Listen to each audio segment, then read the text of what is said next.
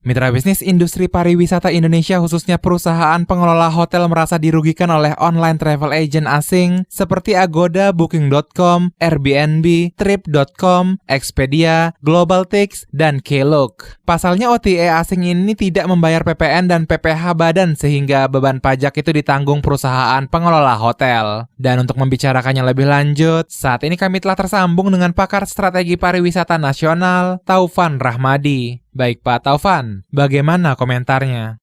Begini, kalau saya harus melihatnya, pertama ya, pariwisata itu adalah bicara ekosistem. Ya, nah, kalau sudah bicara ekosistem, berarti bicara tentang kesepakatan, aturan main yang menjaga kondusivitas. Harus ada esensi keberlanjutan di sana.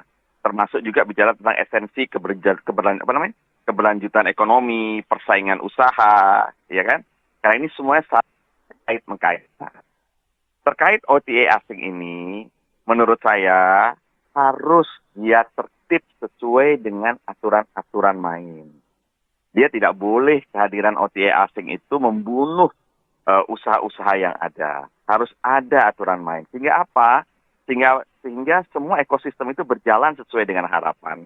Jangan sampai nanti OTA asing itu mendapatkan regulasi yang memudahkan mereka, sedangkan OTA lokal itu mengalami perlakuan yang berbeda begitu, ya kan? Jadi kalau menurut saya kembali penting di sini Kementerian Pariwisata dan Ekonomi Kreatif untuk mengajak duduk bareng ya semua stakeholder ini. Apa yang menjadi harapannya PHRI itu harus benar untuk selalu harus cepat ditangkap lalu dicari solusinya sama-sama ya. Dengerin juga OTA lokal ya, bagaimana mereka melihat kondisi seperti saat ini ya. Nah, OTA asing mereka kan dari luar ya kan, mereka tahu ketika mereka masuk ke dalam negeri kita, di dalam wilayah Indonesia, dia harus ikuti dong aturan main Indonesia. Nah, disinilah menurut saya pentingnya pemegang regulasi untuk cepat tanggap, lalu menegaskan aturan-aturan main sehingga pengusaha lokal, ekosistem pariwisata itu terjaga kondusivitasnya. Kira-kira begitu, Mas.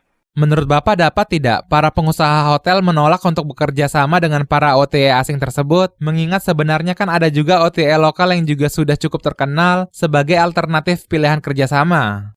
Itu tergantung daripada kebijakan hotel dong, ya kan? Kebijakan hotel. Nah, kan kita bisa lihat nih, PHRI dalam hal ini kan sudah teriak nih, ya.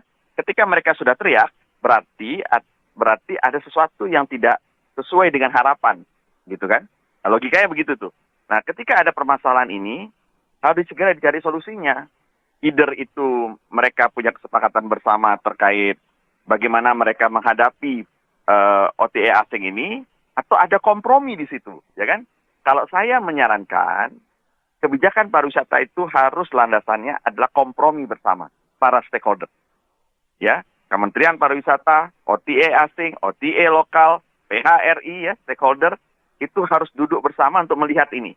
Jangan ada ketentuan-ketentuan, ada aturan main yang benar-benar mereka harus sepakati bersama. Jangan dibiarkan ini menggelinding terus, yang akan berakibat apa? Berakibat nantinya OTA lokal yang sedang tumbuh itu kemudian